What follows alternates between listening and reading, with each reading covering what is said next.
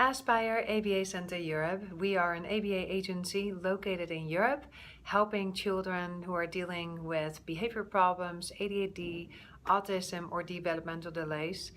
We help expats, but also people who live in the Netherlands or Spain or Italy or other countries in Europe. Our blogs, weekly blogs posted on Facebook and LinkedIn, and we Twitter, are also now in a video. So please enjoy these videos that are full on with tips for families who have children they need some extra help with. Enjoy. Hi, my name is Morgan from Aspire ABA Center Europe. I will be sharing weekly tips on how to use effective ABA strategies easily at home to help your child with their behavior challenges, social skills, emotional and cognitive skills, and sensory challenges. These tips are especially useful for expat families who have multiple changes happening in their lives, which may increase some of these problem behaviors in your child. Expats living in a new and different country may sometimes experience feeling like they are standing out or having judgment placed upon them. If you are a parent of a child with behavior challenges like tantrums, hyperactivity, non-compliance, or aggression, you may have experienced more judgment from others based on your child's behaviors. These emotional effects of stigma surrounding disorders like autism, ADHD, and other behavioral disorders can be difficult for families to handle. Our professionals at Aspire ABA Center have created some tips for parents to help manage situations. Maybe you have been in a situation where your child has screamed, flapped their hands, made noises, or had an escalated tantrum, and you received the disapproving stares of annoyance, discomfort, or confusion. It's important to remember that although this may feel embarrassing or upsetting, these behaviors are likely a common presence of your child's disorder, and any shame surrounding them is due to cultural stigma or even somebody's unawareness. I recently heard a story of a mom and her sons who experienced some public shaming. This has provided inspiration to Aspire ABA Center to advocate for families like hers. A mom was with her 2 children, both have autism, and they had just made a quick stop at a gas station. One of her boys began stimming. He was flapping his hands, jumping up and down, and making up some noises. Another woman and her children were laughing and making rude comments to one another, calling the kids retarded, and other names like that. The brother of the boy, who was being mocked, stood up to the woman and to the children and said, "Just because we're different doesn't mean we're retarded. We have autism. Ask, don't laugh." This act of bravery by this young child is something that should continue to be encouraged to reduce the unnecessary shame felt by families affected by disorders.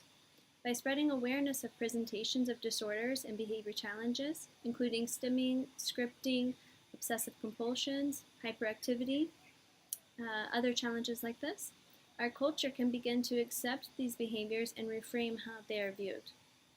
So how do you as a parent handle a situation like this? Well, we can suggest some tips on how to deal with stigma surrounding your child's behaviors. First, before you go into a situation that may be new or discomforting for your child, you should prime your child. This means first explain what you will specifically do, like, we are going to the mall and we will visit 2 shops and then have lunch. Also, explain the specific rules or expectations. For example, stay next to me and keep your hands to yourself. This will help prepare a situation, especially in a new situation where your child may not know what to expect or what the rules are. In a situation where your child is engaging in behaviors that are attracting unwanted attention, it is important to keep your focus on your child. Remember that their behaviors are part of their disorder and not necessarily to feel shameful for that. Tell yourself the calmer you are, the more your child will sense that and the situation will be handled better. Next, address your child's needs. Their behavior could be their way of asking for help or letting you know that they are overstimulated. If your child has autism or a sensory disorder and tends to engage in stimming behaviors, try to find an appropriate replacement behavior that will provide sensory feedback to your child. For example, some children respond to pressure with a calming response. Try squeezing their hands or gently pushing down on their shoulders. If necessary, try to remove your child from the situation if it's becoming too overstimulating for them.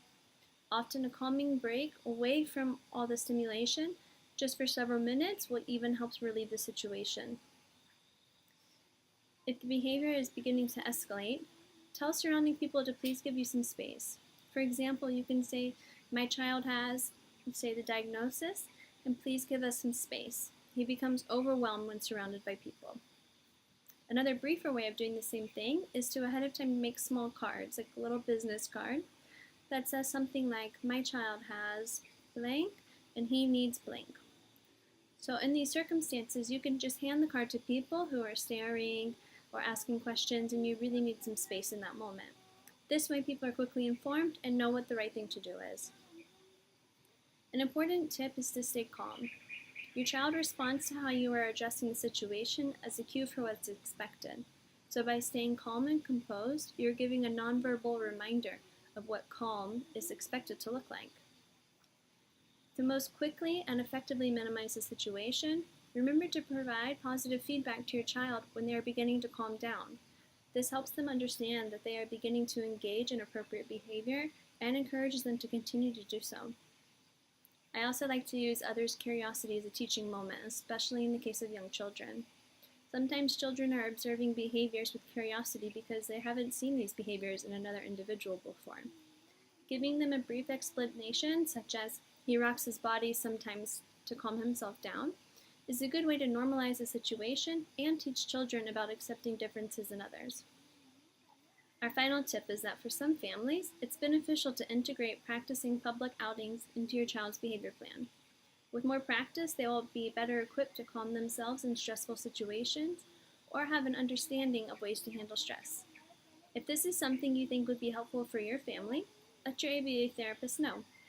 If you are interested in receiving ABA services for your child or would like more information, contact us at info@abacenter.nl. And to read more tips, check out our blog at abacenter.nl/blogs. Thanks for watching.